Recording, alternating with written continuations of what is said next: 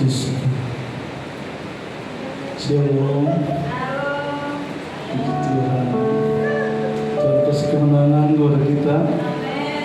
Walaupun hujan hidup mati, tapi Tuhan tolong.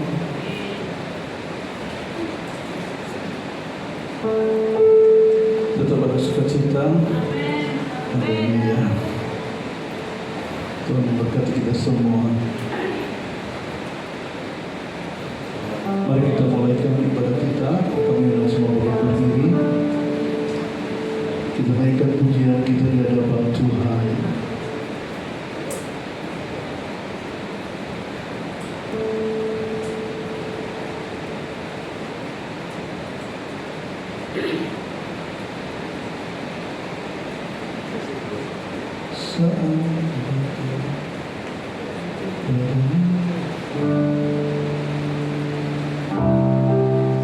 Saat ku datang padamu Tuhan,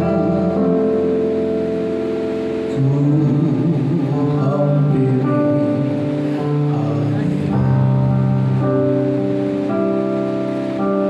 ku nyatakan isi hatiku dan bersujud di kaki.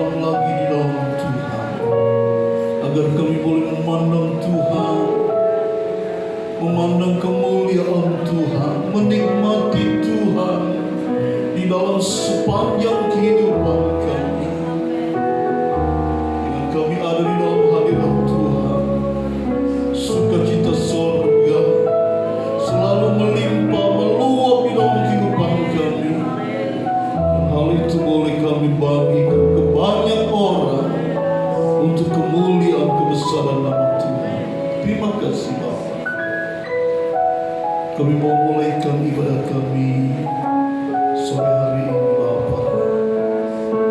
Kiranya Engkau bekerja dalam hidup kami. Cuaca yang hujan tidak akan mempengaruhi jiwa-jiwa untuk datang kepada-Mu. Terima kasih Engkau sudah hantar kami anak-anak-Mu yang hadir. Kami yakin dan percaya yang masih dalam perjalanan, atau mungkin mereka ragu-ragu karena hujan, mereka akan dikuatkan kembali untuk melangkah beribadah di dalam nama Tuhan Yesus. Terima kasih Tuhan, kami siap untuk memuji Tuhan di dalam nama Tuhan Yesus Kristus. Haleluya. Amin. Silakan duduk. Shalom. Tuhan memberkati kita. Saya bersuka cita. Saya pikir tadi di jam-jam mau ibadah kok ada aja ya. Ditambah lagi hujannya, angin begitu. Kerasa saudara anginnya di sini sangat kelihatan sekali karena tanaman-tanaman yang ada. Tapi Tuhan memberikan kemenangan. Amin. Ku menang bersama Yesus Tuhan. Haleluya. Ku menang bersama Yesus Tuhan. Ku menang di dalam peperangan. Ku menang atas segala setan. Haleluya, haleluya. Haleluya, haleluya, ya hidup. Haleluya, ya naik Roh Kudus. Bersama Yesus Tuhan, ku menang di dalam peperangan. Ku menang atas segala setan. Haleluya, haleluya,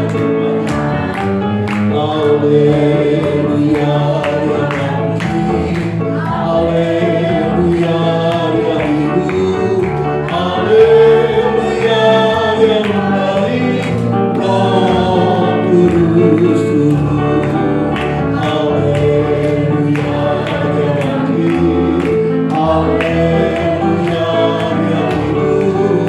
Haleluya, ya naik Roh Kudus turun. Kita bagi bukti Dia tak pernah gagal.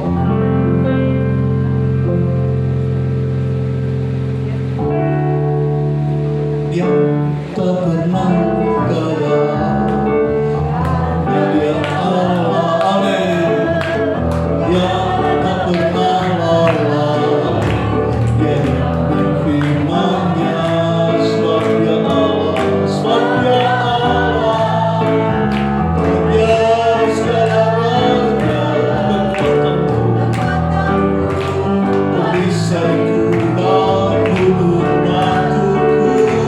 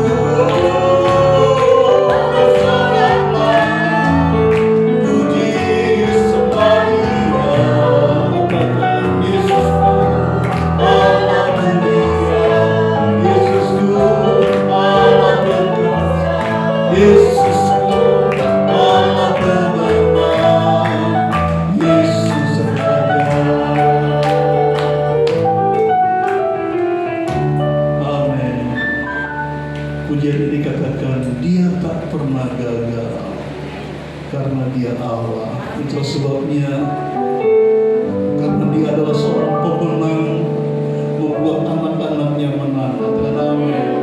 Dia tidak pernah gagal, dan Dia juga membuat anak-anaknya tidak pernah gagal. Amin. Tuhan memberkati kita. Kita ganti pujian kita dengan, saya kok mas-masak udah tua kayaknya ya.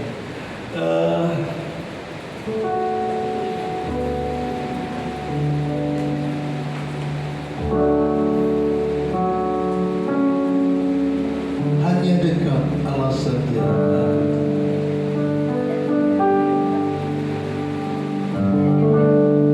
Hanya dekat Allah saja aku tenang,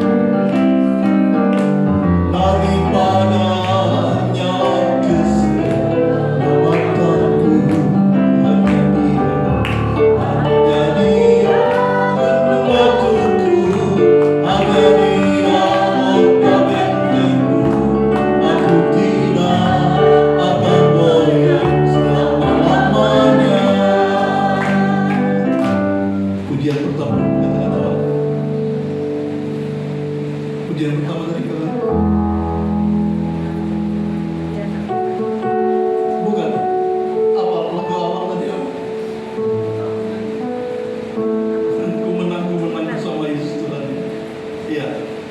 Yesus adalah pemenang, Dia tidak pernah gagal. Nah, kita harus dekat gitu. Hanya dekat dengan pemenang, hanya dekat dengan orang-orang yang tidak pernah gagal, kita juga tidak akan alami kegagalan itu. Hanya dekat Allah saja aku tenang. Hanya dekat Allah saja aku tenang. Amin. Daripada nyala keselamatanku, hanya Dia membantuku, hanya Dia dokter bentenku. Aku tidak akan goyah selama-lamanya. Hanya dekat Allah saja aku tenang.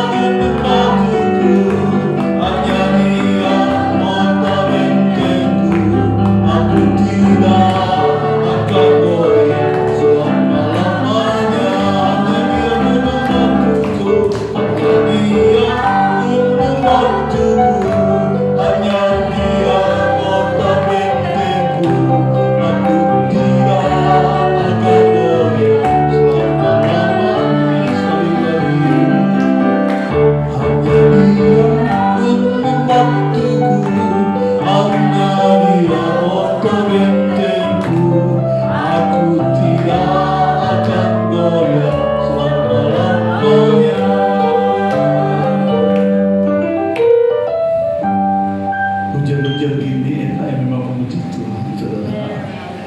Tapi saya sudah mempersiapkan firman Tuhan, kayaknya panjang kan, saudara. Ya, jadi untuk sementara kita cut dulu, kita mau dengarkan kebenaran firman Tuhan. Hanya dekat Allah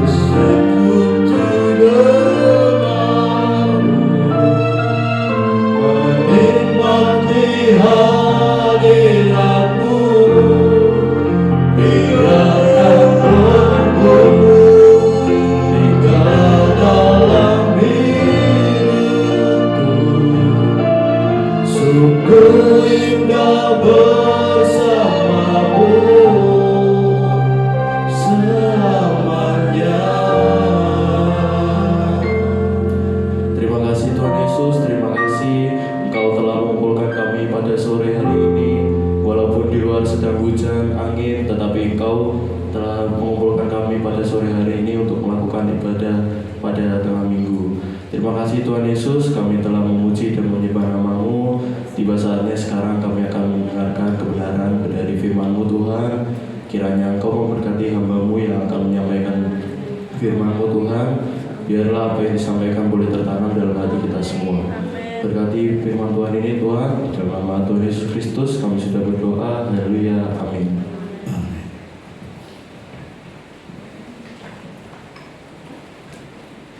Matius 5 ayat yang ke-8.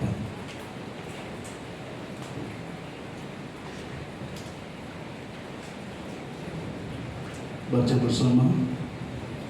Matius pasal 5 ayat yang ke-8. Sudah ketemu?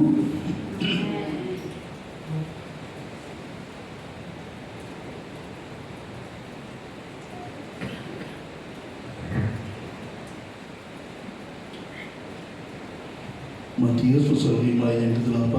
1, 3. Berbahagialah orang yang suci hatinya, karena mereka akan melihat Allah. Sekali lagi, berbahagialah orang yang suci hatinya, karena mereka akan melihat Allah. Amin. Ini ucapan bahagia yang keberapa, saudara? Bisa sendiri tidak gitu. Iya. Ucapan Tuhan Yesus dalam khotbahnya yang luar biasa yang ke-6 ya. Katakan, berbahagialah orang yang suci hatinya, karena mereka akan melihat Allah. Kata-kata suci itu rasanya itu agung sekali ya. Karena istilah suci itu berarti nol dosa gitu. Kata-kata suci itu berarti orang itu betul-betul tidak boleh salah, tidak ada noda di dalamnya, dan itu bukan sesuatu yang datang secara tiba-tiba, tetapi sebuah usaha maksimal dari manusia untuk bagaimana kita boleh hidup sehingga hidup kita dianggap oleh orang lain, wow, orang itu suci. Suci ada hubungannya dengan bersih.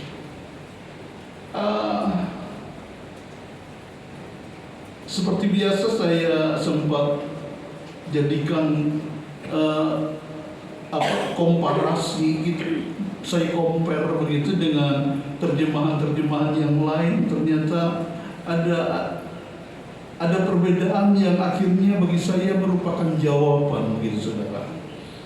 Dalam terjemahan bahasa Indonesia masa kini dikatakan berbahagialah orang yang murni hatinya. Murni. Apa itu murni? Tidak kecampur gitu ya. Murni itu ya tidak ada campuran memang. Ya apa adanya begitu. Nanti saya ajak kita melihat apakah ada sih di Alkitab yang disebut murni ya, seperti itu ya. Di dalam firman Allah yang hidup, terjemahan firman Allah yang hidup berkata, mereka berbahagialah mereka yang ya suci hatinya. Itu terjemahan firman Allah yang hidup dikatakan berbahagialah mereka yang tulus hati. Tulus artinya ada hubungannya dengan apa yang kita kerjakan tanpa pamrih. Mengerjakan kebenaran firman Tuhan tidak dengan pamrih. Kalau aku berbuat baik, nanti imbalannya. Nah, kalau sudah bicara imbalan berarti tidak tulus begitu. Ya, kita berbuat baik supaya. Nah, apa arti dari terjemahan baru yang kita baca, orang yang suci hatinya, berarti hidupnya atau hatinya itu murni, tidak disertai dengan embel-embel yang lain, dan ternyata tulus hati. Terjemahan versi mudah dibaca itu orang yang murni pikirannya, baik hati maupun pikiran itu murni. Artinya tidak ada kemunafikan. Kan ada orang yang berbuat sesuatu, ada niat-niat dikarenakan ini dan itu. Niat baik, kenapa kok niat baik tuh Ben? Mau jadi Pak Lurah. Niat baik kenapa? Mau jadi DPR, mau jadi ini dan itu. Niat baik, ngundang niat baik karena apa? Supaya orang-orang mendoakan saya, supaya anak saya bisa jadi ini. Tidak tulus. Artinya apa yang dilakukan itu pamrih begitu. Pikirannya juga tidak tulus begitu. Nah, orang-orang yang tulus, orang-orang yang murni hatinya, orang-orang yang pikirannya murni, bahkan dalam versi mudah dibaca itu, berbahagialah orang yang murni pikirannya, mereka bukan akan melihat Allah, tapi mereka akan bersama Allah. Artinya hidup berjalan bersama dengan Tuhan. Di dalam Mazmur pasal 24 ayat 3 sampai 4, Raja Daud berkata, Mazmur 24, kalau 23 kan kita sudah kenal ya, 1 sampai 6 sudah hafal, sudah dinyanyikan di mana-mana. Tuhan adalah gembalaku, itu yang 24. Pasal 23. Pasal 24 dikatakan ayat yang ketiga dan 4, siapakah yang boleh naik ke atas gunung Tuhan? Bangsa Israel punya gunung yang disebut sebagai gunung Tuhan, di mana Tuhan pernah berbicara dengan Musa di gunung itu, Gunung Sinai. Saat Musa naik, ada batas yang tidak boleh dilewati oleh, bukan cuma oleh manusia, hewan pun tidak boleh lewat, mati. Ada gunung Tuhan. Dan Raja Daud berkata, siapakah yang boleh naik ke atas gunung Tuhan? Siapakah yang boleh berdiri di tempatnya yang kudus? Ayat yang keempat, orang yang bersih tangannya dan murni hatinya, yang tidak menyerahkan dirinya kepada penipuan dan yang tidak bersumpah palsu.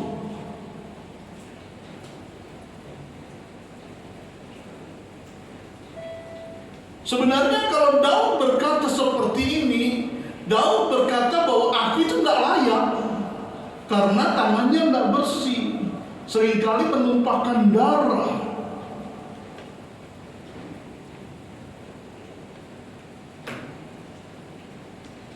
Berarti kalau saya di zaman akhir ini bersih, tidak pernah menumpahkan darah, tidak pernah membunuh.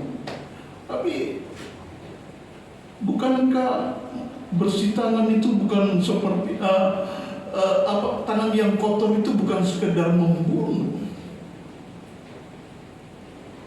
Bukankah dengan kita main HP, ya, tangannya terus ngata-ngatai orang lain, buat status, menyakiti hati orang lain. Kira-kira tangan kita itu kudus sebenarnya.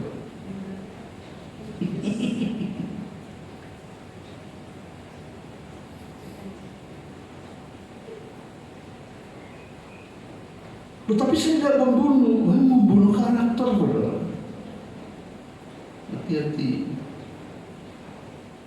Siapakah yang boleh naik ke atas gunung Tuhan? Siapakah yang boleh berdiri di tempatnya yang kudus? Bukan orang sembarangan. Dikatakan mereka adalah orang yang bersih tangannya, murni hatinya, dan tidak menyerahkan dirinya kepada penipuan, dan yang tidak bersumpah palsu. Saya sempat mendengar ada khotbah, nggak tahu di YouTube, itu bagus sekali.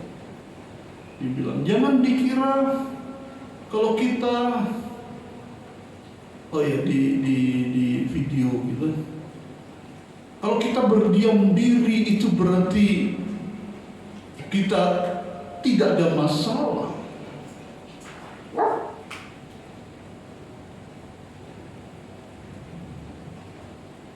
Bisa jadi kita berdiam diri itu adalah yang kita kerjakan itu berdosa. Loh kok bisa om? Ya, ada saudara kita alami kesusahan, kita berdiam diri kan? Pura-pura tidak tahu, berdosa saudara. Firman Tuhan katakan kalau kita tahu berbuat baik dan kita tidak lakukan, dosa. Jadi kekristenan itu tidak gampang, saudara. Jadi jangan dikira, kalau aku setiap hari ada di kamar terus berdoa terus berarti hidupku suci. Nah. Jadi berdiam diri itu juga tidak selamanya bersih, tetapi dikatakan orang yang bersih tangannya, murni hatinya, dan tidak menyerahkan dirinya kepada penipuan, dan yang tidak bersumpah palsu. Apa itu sumpah palsu itu? Ya, seringkali, tapi di sini tidak ada, amin.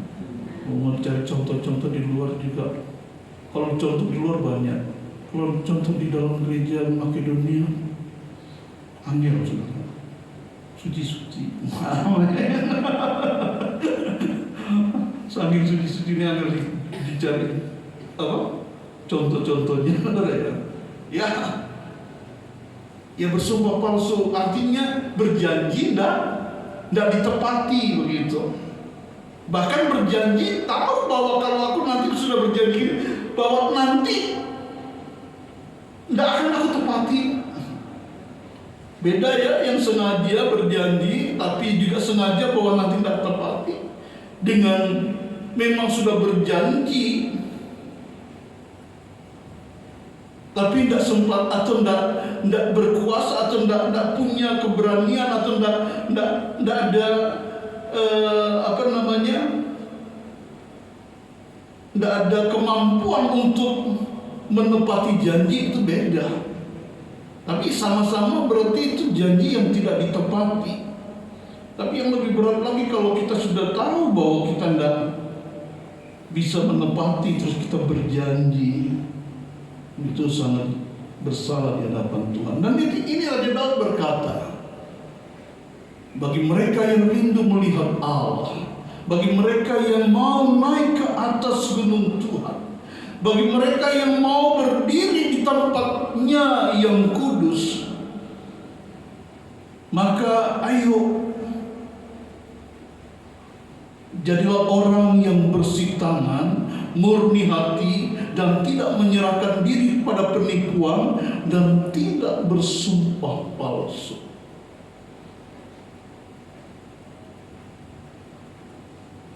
Ayat yang ketiga ini sebenarnya ada hubungannya dengan yang biasa kita nyanyikan di awal ibadah.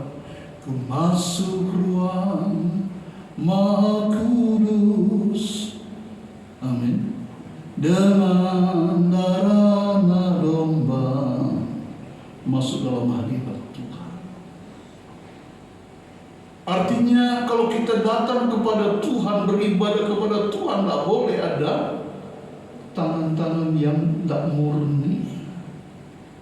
Tidak boleh ada kepalsuan. Tapi di sini juga tidak ada. Ada di tempat lain. Wah, kalau sudah berdoa, aduh, janji sama Tuhan itu janji-janji yang mulu-mulu.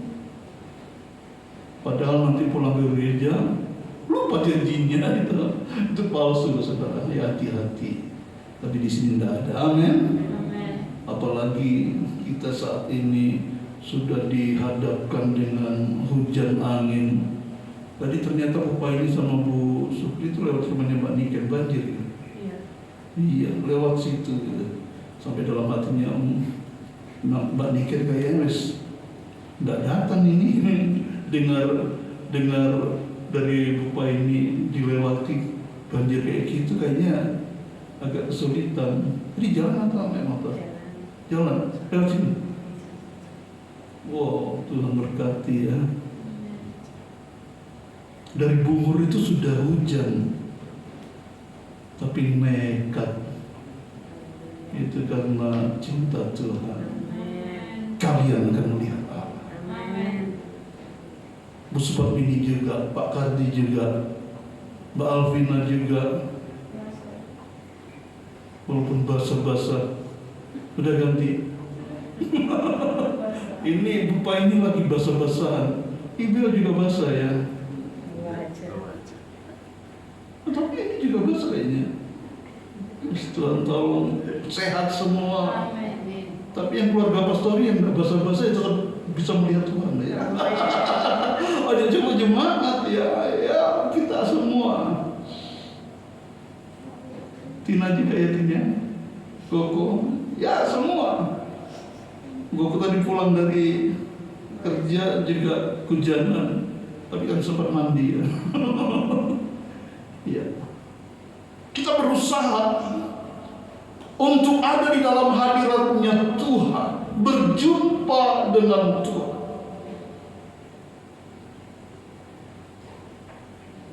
Saya berikan contoh, ada dua saja, dua figur mereka yang akhirnya benar-benar melihat Tuhan karena memang hidupnya berkenan di hadapan Tuhan. Lukas pasal yang kedua ayat 25-32. Saya mau secepatnya saja.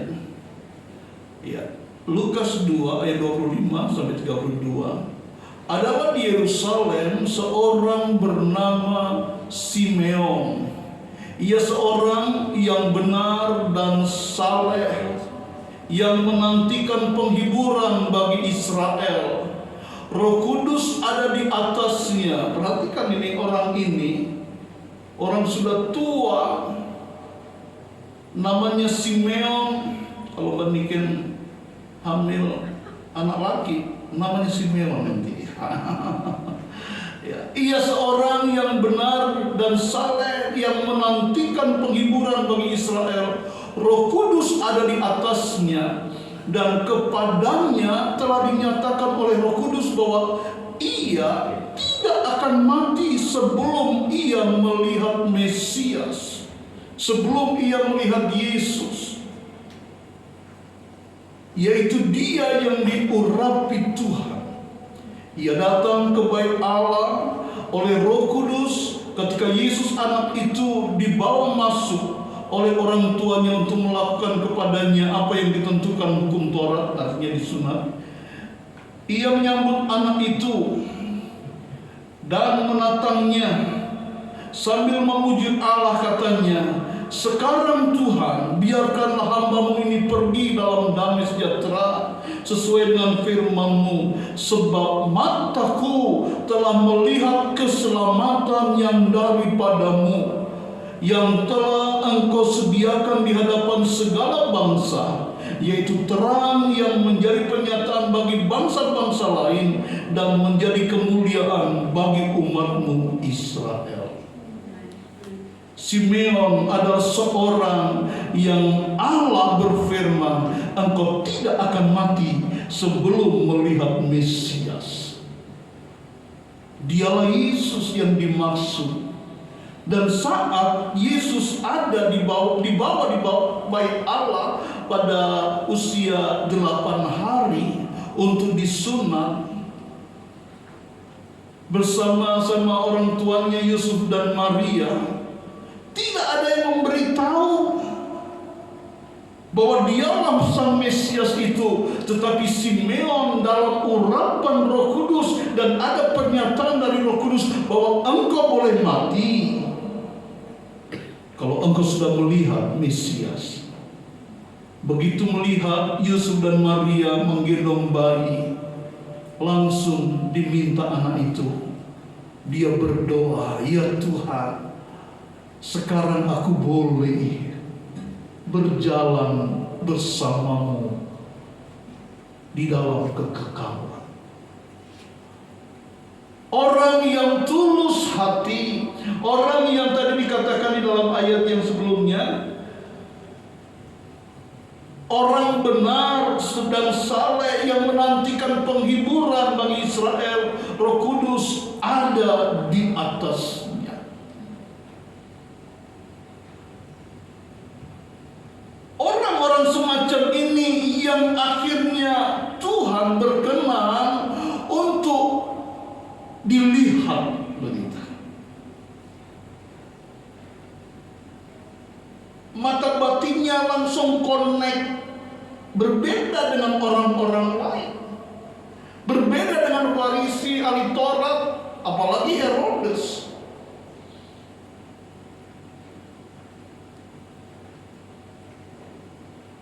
Orang Majus yang tidak ngerti apa-apa bisa berjumpa dengan Yesus.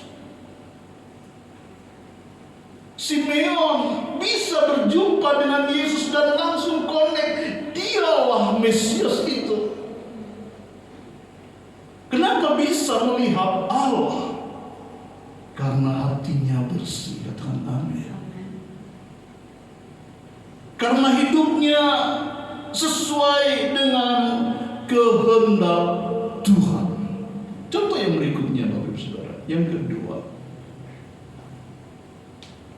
Yohanes 1 ayat 46 sampai 51. Ini juga,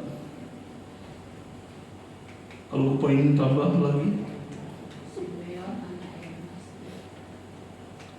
anak Nasir, Simeon. Oh sudah. Oh begitu. Nanti adik Esther aja, kasih nama Nathanael. Haleluya. Yohanes 1 ayat 46 sampai 51 saya bacakan. Kata Nathanael kepadanya, mungkinkah sesuatu yang baik datang dari Nazaret? Kata Filipus kepadanya, sebenarnya kita tadi baca harusnya dari atasnya tapi terlalu panjang. Kata Filipus kepadanya, mari dan lihatlah. Yesus melihat Nathanael datang kepadanya, lalu berkata tentang dia. Yesus berkata, lihat, inilah seorang Israel sejati, tidak ada kepalsuan di dalamnya. Jadi suci itu artinya tidak ada kepalsuan. Om, kalau ada gigi palsu itu beda, itu gigi palsu boleh lah, seperti saya. Maksudnya tidak ada kepalsuan, itu hatinya tidak ada kepalsuan. Sampai mana tadi? Tidak ada kepalsuan di dalamnya. Kata Nathanael kepadanya, bagaimana engkau mengenal aku? Jawab Yesus kepadanya, sebelum Filipus memanggil engkau, aku telah melihat engkau di bawah pohon ara. Perhatikan ayat berikutnya. Kata Nathanael, perhatikan di sini kalau saya mau terjemahkan dengan sedikit dramatis begitu. Saat Yesus berkata, sebelum Filipus memanggil engkau, aku telah melihat engkau di bawah pohon ara. Nathanael terkejut, hah? Tahu? Dia tahu begitu. Terus akhirnya di mana? Kata Nathanael kepadanya, Rabi, engkau anak Allah, engkau raja orang Israel. Hanya mendengar perkataan Yesus, perhatikan perkataan yang Yesus sampaikan apa? sebelum Filipus memanggil engkau, aku telah melihat engkau di bawah pohon ara. Hanya dengan perkataan itu langsung Nathanael melihat dialah Allah itu. Langsung dia memanggil dengan sebutan Rabi, artinya guru.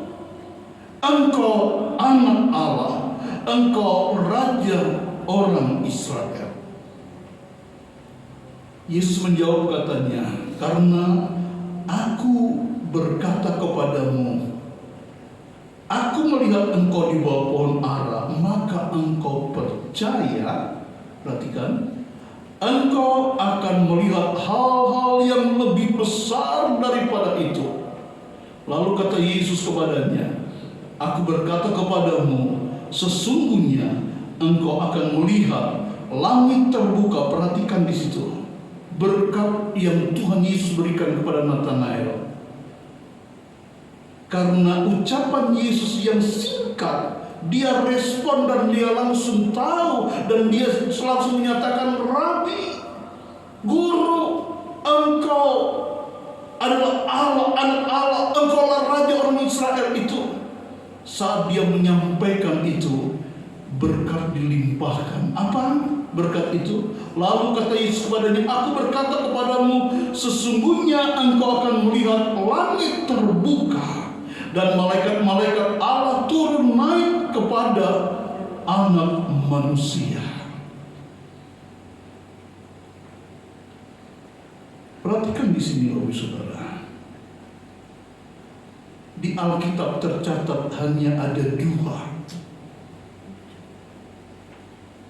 manusia yang bisa memandang langit terbuka, malaikat naik turun atau turun naik dari bumi ke sorga.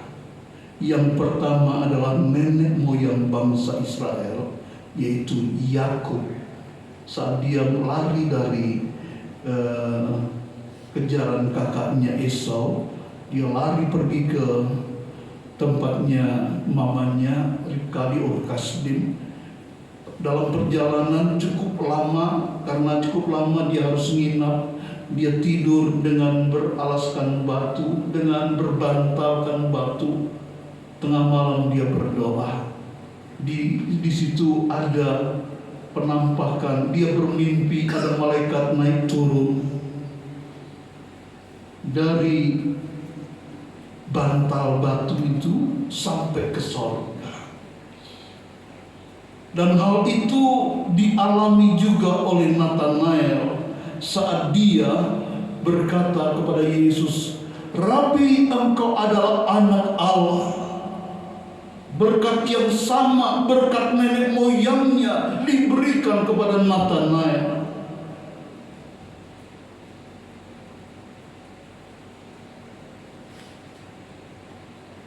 Artinya Nathanael mendapatkan sesuatu yang indah dari Tuhan. Itulah sebabnya Yesus berkata, berbahagialah orang yang suci hatinya, karena mereka akan melihat Allah.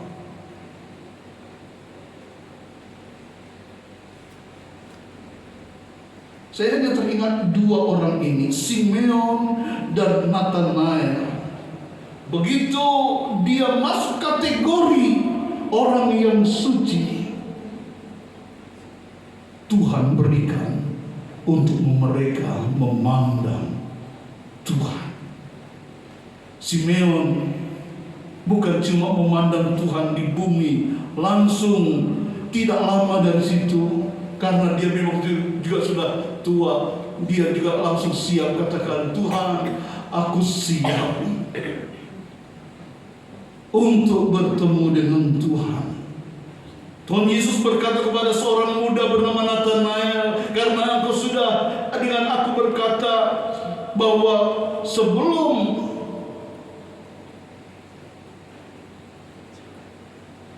Filipus datang kepadamu, aku melihat kamu ada di bawah pohon ara. Yesus katakan, Nathanael percaya. Yesus katakan, engkau akan melihat, menerima berkat nenek moyangmu akan engkau alami juga. pengalaman-pengalaman yang indah itu terjadi. Dan saya rindu jemaat Tuhan GPD Makedonia Kalambret juga alami hal-hal yang istimewa dari Tuhan. Jadilah orang yang suci hatinya, artinya tulus, tidak ada kepalsuan, apalagi tadi suci itu murni hati. Tidak ada campuran-campuran yang macam-macam. Kalau hidup kita ada semacam itu, sudah jelas Dia akan berikan kemuliaannya kepada kita. Tuhan dipermuliakan di sana. Amin. Demikianlah kebenaran firman Tuhan. Biarlah boleh memberkati kita, anak-anak Tuhan, malam hari ini atau sore hari ini, sehingga kita boleh rasakan dekat dengan Tuhan itu indah. Mari aku ingat.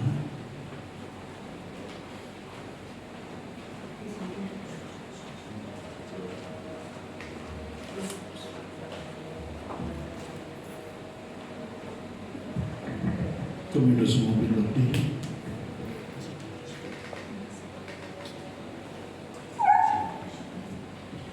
Mataku tertutup.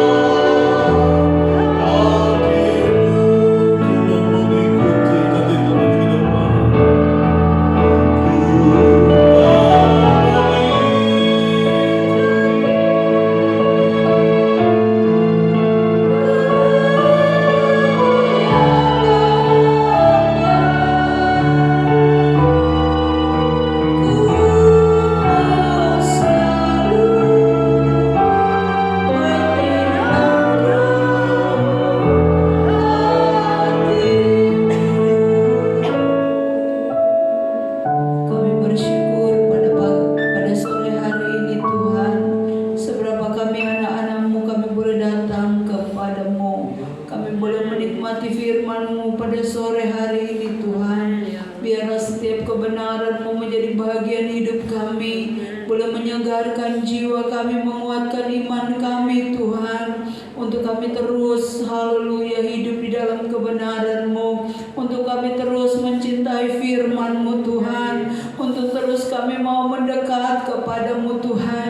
Beri kami haleluya hati yang tulus, berikan kami hati yang bersih di hadapan-Mu, sehingga apa yang kami dapat kerjakan, kami dapat memuliakan nama Tuhan.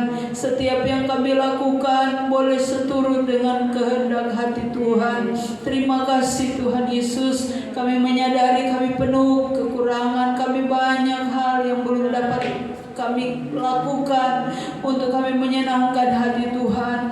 Tetapi dengan kebenaran-Mu Tuhan, Engkau yang menuntun kami untuk kami dapat hidup seturut dengan maunya Tuhan. Terima kasih Bapa, terima kasih hamba-Mu sudah berhenti sampaikan firman-Mu, tetapi rindu hati kami agar firman yang kami dengar sore hari ini boleh terus berbicara di dalam hidup kami. Terima kasih Bapa, semua kami yang datang pada sore hari ini, kami diberkati oleh Tuhan satu persatu, tidak ada yang terkecuali ya Bapa. Engkau tahu kerinduan hati kami semua, Engkau tahu pergumulan kami semua, Engkau juga tahu apa yang kami perlukan. Terima kasih Bapa yang baik. Kami juga berdoa pada sore hari ini ya Bapa, sehati kami mau satukan haleluya hati kami. Kami berdoa untuk anak kami Joshua Bapa. Kalau di hari besok dia akan menerima pengumuman haleluya bagaimana dia diterima atau tidak untuk melanjutkan pendidikan di TNI Angkatan Darat. Biarlah sore hari ini Tuhan, kami mohon belas kasih Tuhan, kami mohon jawaban Tuhan. Tuhan lihat pergumulan anak ini, Tuhan lihat kerinduan hati Joshua. Oleh sebab itu kami sehati berdoa di dalam nama Tuhan Yesus Kristus. Biarlah cara Tuhan yang indah terjadi di dalam kehidupan Joshua. Yang terbaik dari Tuhan itu yang Joshua boleh alami besok hari. Dan kami percaya apa yang Tuhan buat semua yang terbaik untuk anak-anak-Mu, khususnya untuk Joshua. Ajar Joshua bersyukur, ajar Joshua berterima kasih kepada-Mu, ajar Joshua untuk berserah penuh hanya kepada Tuhan Yesus Kristus. Terima kasih Bapa yang baik, terima kasih Tuhan. Sebagaimana Engkau tolong kami, anak-anak-Mu saat datang untuk beribadah, tiba dengan selamat di rumah Tuhan. Sebentar kami akan pulang. Sertai anak-anak-Mu ya Bapa, tibakan mereka di rumah masing-masing dengan selamat, dengan kekuatan kesehatan yang dari Tuhan. Damai sejahtera yang Tuhan taruh di hati kami semua boleh menjadi bahagian hidup kami hari ini, besok, dan selama-lamanya. Ini doa kami Tuhan, dan kami akhiri ibadah sore hari ini hanya di dalam nama Tuhan Yesus Kristus, Juru Selamat kami, dan Tuhan yang memberkati kami. Haleluya. Amin. Selamat sore, Tuhan Yesus memberkati.